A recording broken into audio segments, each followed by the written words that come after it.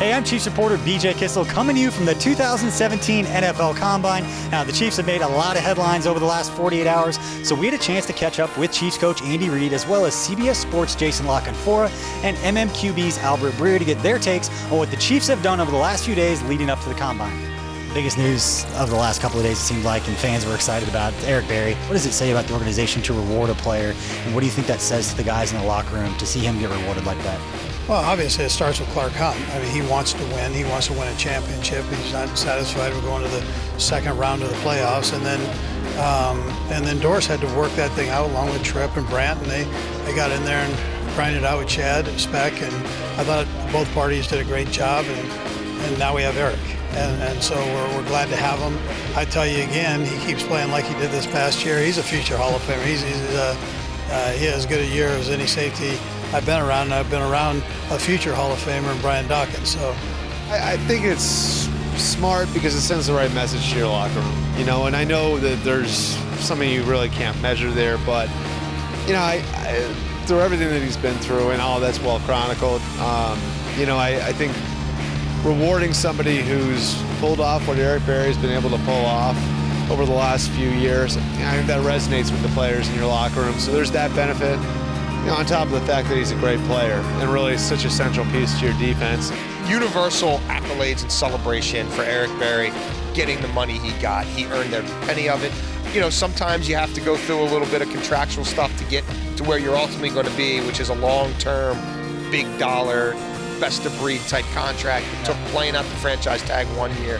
But in the end, it's just knowing how the Chiefs do business and how they take care of their own. For this guy and all that he embodies, I had a hard time seeing him not wearing, that logo and that color for probably the rest of his career. The other move, obviously Jamal Charles being released as the franchise's all-time leading rusher, much like Eric Berry's beloved in Kansas City. What do you see his legacy being?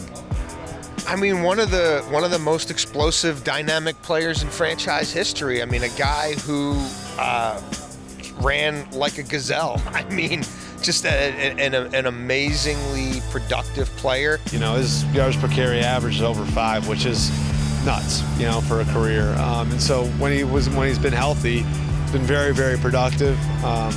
Legacy-wise, he's right in there with the top maybe 10 backs of his era.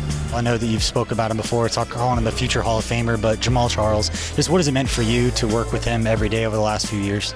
Yeah, I feel that way. I feel like he is a future Hall of Famer. Things that he's done, he's established his legacy that could last forever if he never played another down.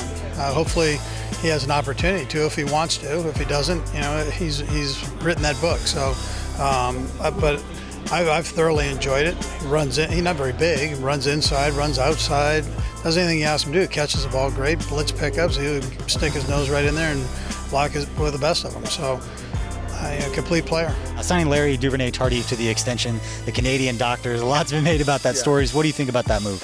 It is a great story, and I actually remember talking about him on CBS Sports Network and some of our pre-draft shows when he was coming in, and people were like, who are you talking about? I'm like, look, enough scouts I know have done enough work on this kid that they think he's got a real opportunity to be a good, and not just a guy who makes a roster, but to be a viable NFL player, and kudos to him for finding time to work on his craft the way he did. Obviously a determined, smart, motivated young man. So that draft pick looks great, and they've invested a lot of resources in their offensive line, and those are good problems to have. From the player that you saw when you first drafted him, he came in as a 6th-round pick, to the player that he is now, what have you seen as the biggest development from him? Yeah, I'd tell you, BJ, that he's probably more like a junior college player in America. He played in Canada, so but if you talk about U.S. football, you're probably talking junior college level, maybe a little bit above that, but not much. And so it's been a meteoric rise for him from a technique standpoint, just learning how to play the game. And he's done a great job with it. Hard worker, and he's smart. And he's, you could argue he's one of our toughest guys. But the way he goes about his business has been great.